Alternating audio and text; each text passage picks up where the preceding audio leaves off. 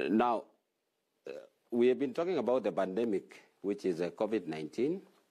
We have work plans towards this end. So for us as KeRRA, we've set aside from the activities that we do in terms of execution to ensure that some of these funds get to the people who are affected in terms of the works that we do, that is like bush clearing, opening of drains, and all that is labor intensive towards now getting part of this. So for our case, we have realigned our programs to ensure that part of the money we've gotten, which is in excess of about 2 billion, goes towards the realization of people getting, through the delivery of service, they do get paid for work done. So that is the contribution on our side. And I know in the whole sector, this has been done through the Kazi Mtaani. So that is what is happening currently. Thank you so much, Engineer Kandie. Let me get some reactions, of course, from Engineer Alot as well on this rehabilitation program. Yes, thank you, Abby. Actually, as RACECA, we're very happy to hear about this. Many of our contractors are ready to engage the government on these projects. We intend to work closely with the government to ensure that the projects run successfully. What I'd like to emphasize is that we wish that the local contractors are awarded these projects.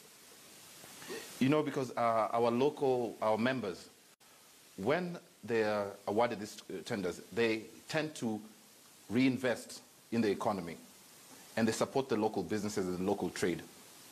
So we would like, we're actually in support of this, we're happy about this, and we hope that these projects can go to the local contractors who are in need of these jobs, who in turn fund and support the economy and the local economy. And I'd like to say about our RACECA members. Our RACECA members are held to a high standard.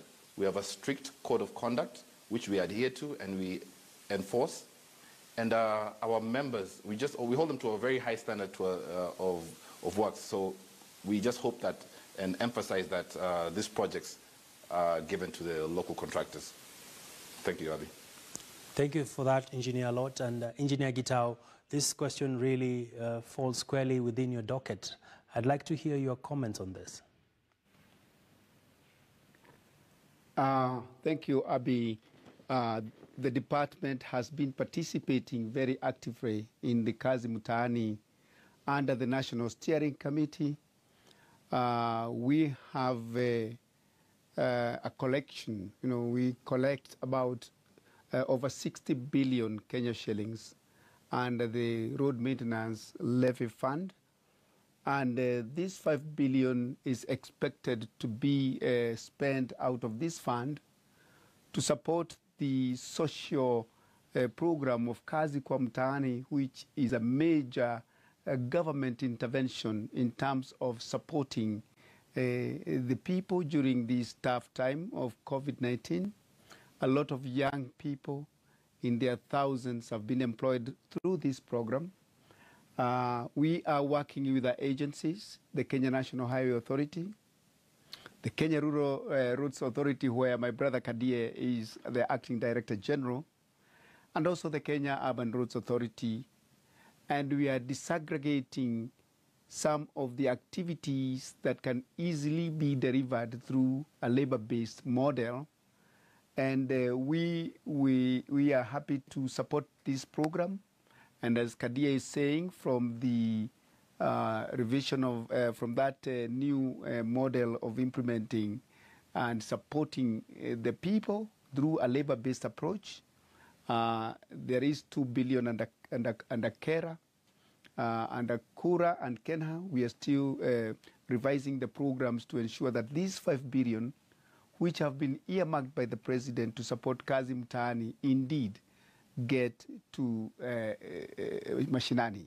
And when this will happen, we are almost finishing the first phase of Kazi Mtaani. This will happen in the second phase, and it will be within the current financial year work program, and we would want to adopt this approach in the future so that we are able to support the people of Kenya in getting jobs and being able to get employment. So that is a direction on my docket. Mr. Agina, I wanted also to mention the Makupa Causeway. The Makupa Causeway, the government is planning to build a bridge, and this bridge is currently under procurement. I can see from my schedule of projects that the projects that we are implementing is the during of Magongo Road, the Mwache to Dongo Kudu and Southern Bypass, package 2 and 3. And these projects will be finished and completed in 2021 and 2024 respectively. And this Makupa Causeway section of the Mombasa Road, that is where we have the separation of the sea by a landmass that, of course, is an engineered causeway. The government is planning to erect a bridge that will give direct access to the island and also help the sea indeed breathe again and have Mombasa as a true island as before, as it was naturally. So, Abi, I think that is the Makupa Causeway my brother Awid wanted to hear about. Thank you, Abi. Thank you for those very important answers, and we do hope our viewers have been able to get some satisfaction out of your responses. But gentlemen, let's move this discussion much forward. When we look at the counties, what role do your very respective organizations play, especially when it comes to empowering counties to be able to implement road projects? Let's talk about this, because the counties are now becoming key centers of industrialization across the country. I'd like this question specifically to be answered by Engineer Kandie.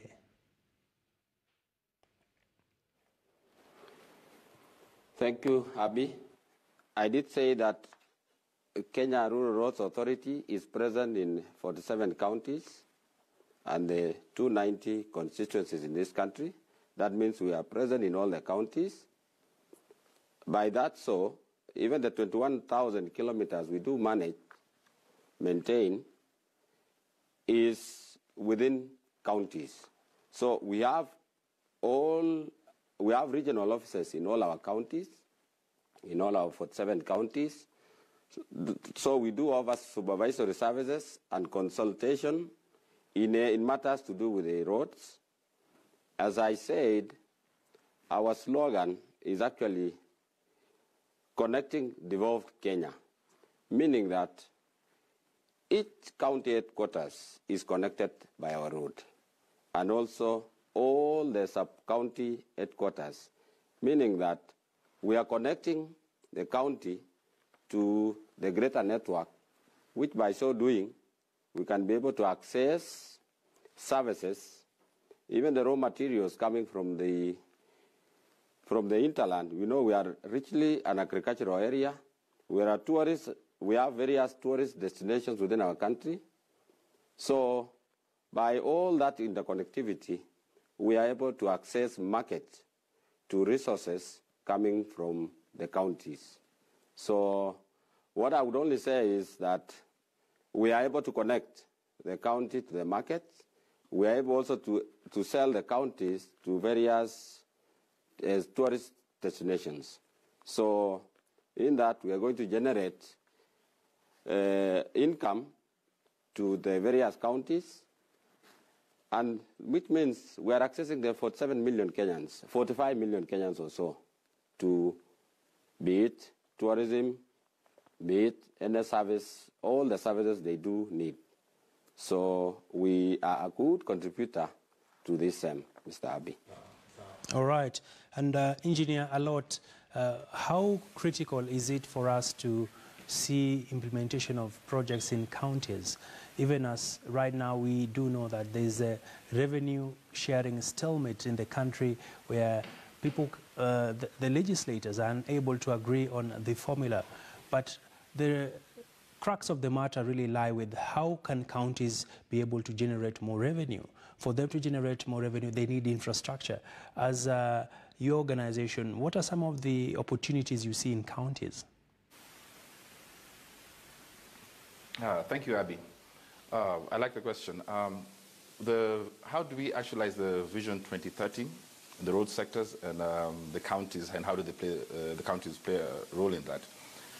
As RACECA, we work very closely with the county governments and the national government as well. But we would like to be involved a little bit more because we are as major stakeholders.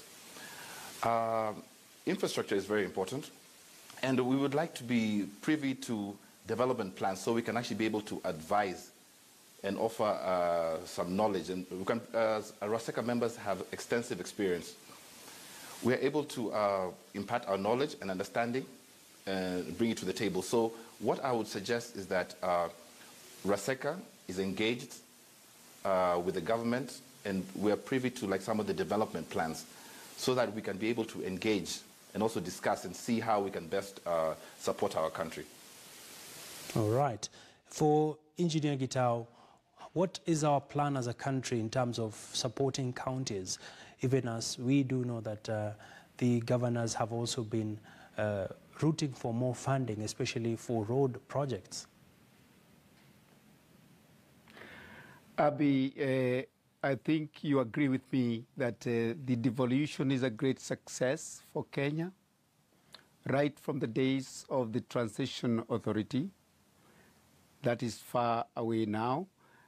You know, we have critical institutional setup. We have the summit actually chaired by His Excellency the President, deputized by the Deputy President, where we have all the governors come together in a summit to be able to distill the business of the intergovernmental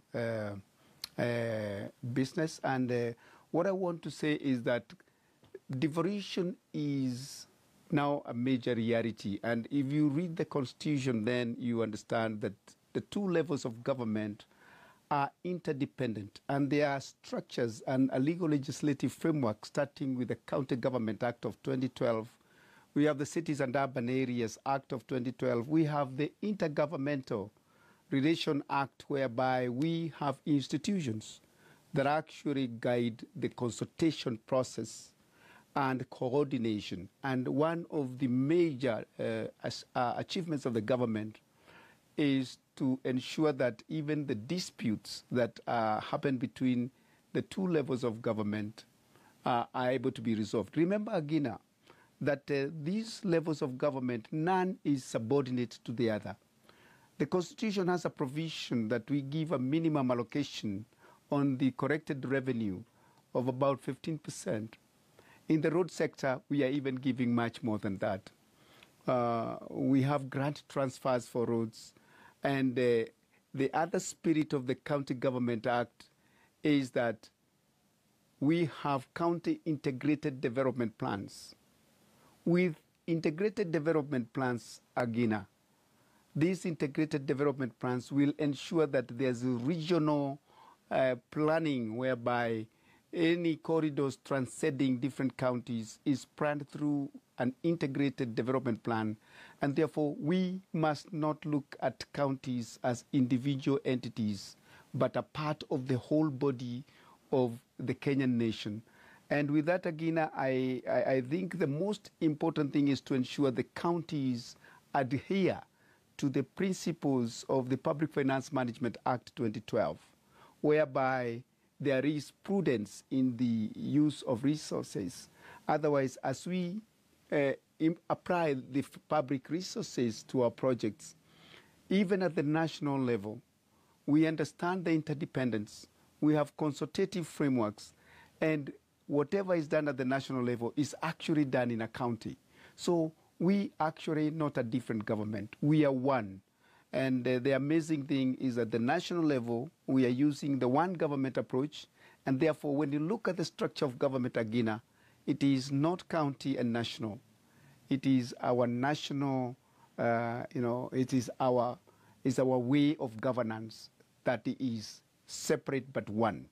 So, Abby, we have involved counties right from the word go, even aligning ourselves to the new constitution. We had designated county roads, and we have designated national road networks. We have interacted with the county, the Council of Governors, and from the days of the Transition Authority, again, I want to assure you that the Agenda County is a success in this country, and on matters infrastructure, we are on the same table. Thank you. Thank you, Agina. And Engineer, I just want a straight answer from you. Are you happy with the progress that the county roads projects have made so far? And are there opportunities to do better? When you deal with entities like governments, we can say the counties today are now having real serious capacity. Now they are employing professionals. We may have had doubts when we began in the first cycle, but I want to assure you, Abby, when you interact with the county government officials today, you meet professionals who believe in the continual improvement of processes. And the key is, let us build the capacity in the counties. We continue to do that.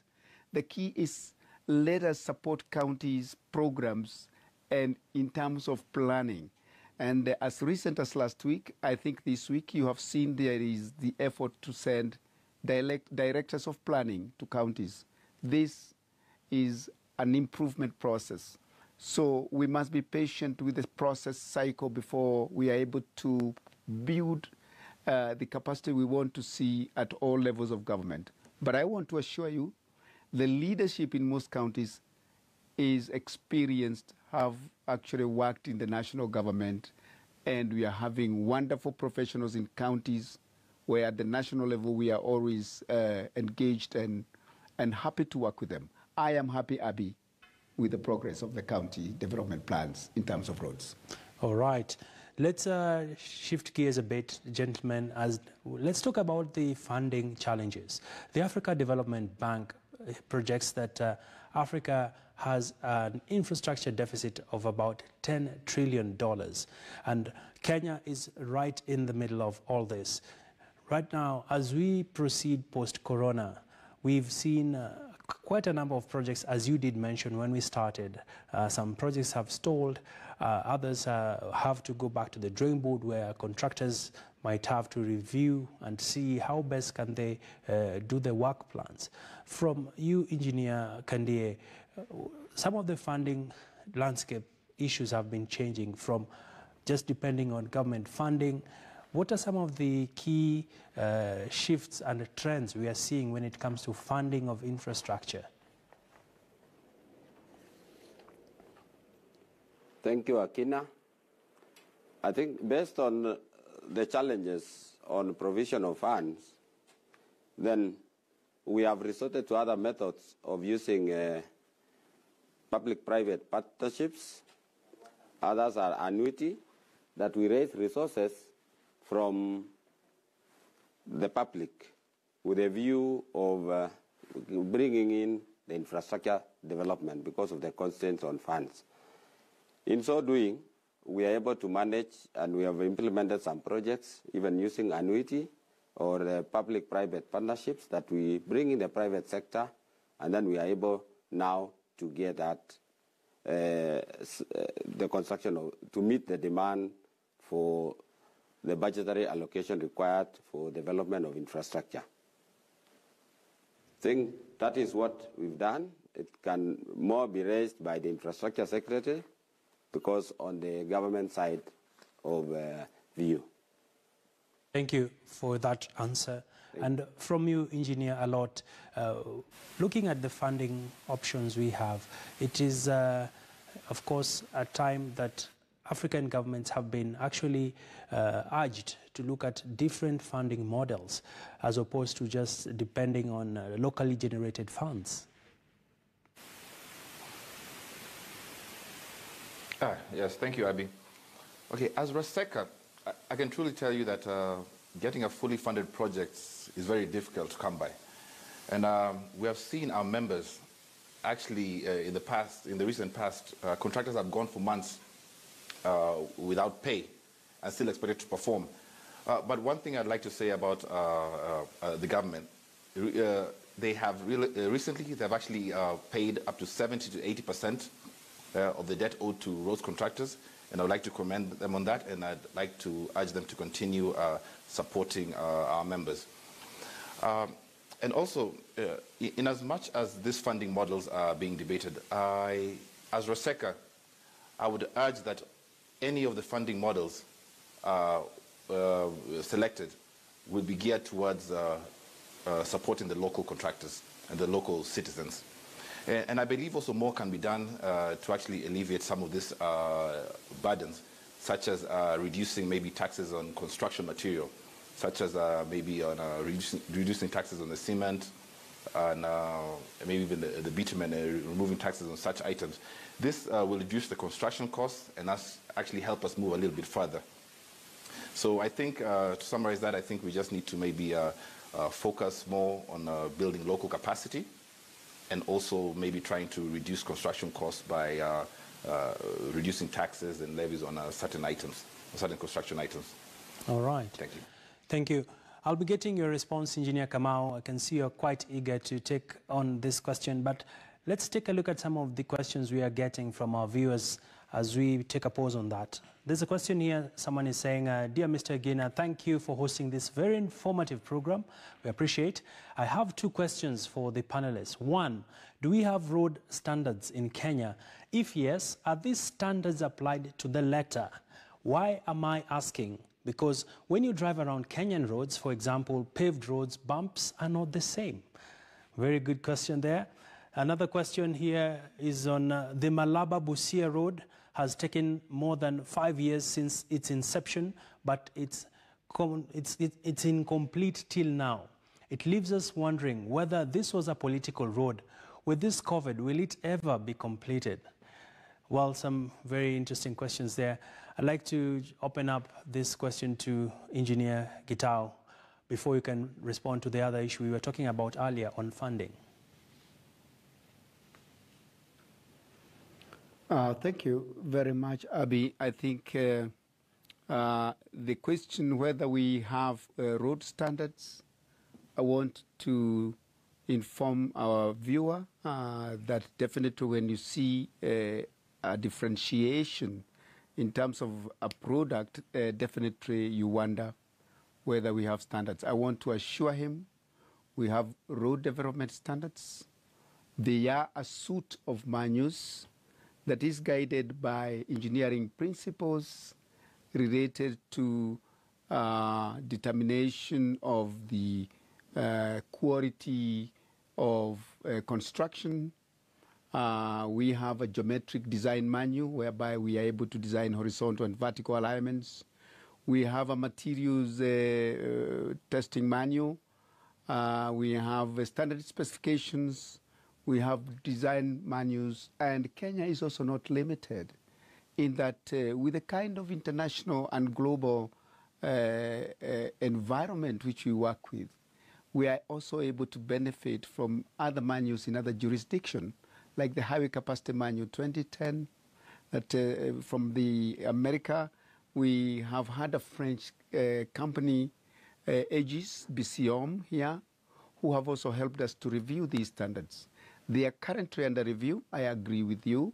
Some of them are quite old editions, 1987. We have one of 1979. We have maybe, I don't know whether, again, you can see, we also use our the FIDI conditions of contract for managing contracts. Where we have this kind of failures, whereby there is a differentiation in the delivery of infrastructure, definitely there's somebody to answer for that, and this is achieved through a Quality Assurance Office, which is a whole division within the Department of Infrastructure. We want to work with the public, and we also want to work with the contractors and the regional managers in the agencies to ensure that we maintain our standards, so that these kind of questions then don't beg the belief that we are developing our roads to a standard. Again, we have a standard. I will answer the question of Malaba-Busia later. because I will have to check the challenges we have on that road. Thank you, Engineer. And Engineer, we want to go on a quick break, and when we come back, I'd like to hear your thoughts on funding options we are considering as a country, because if we don't get our act right, we are seeing an influx of multinational companies coming over and handling local projects that Kenyan companies can actually take on. We want to take a quick break. When we come back, a lot more is lined up for you.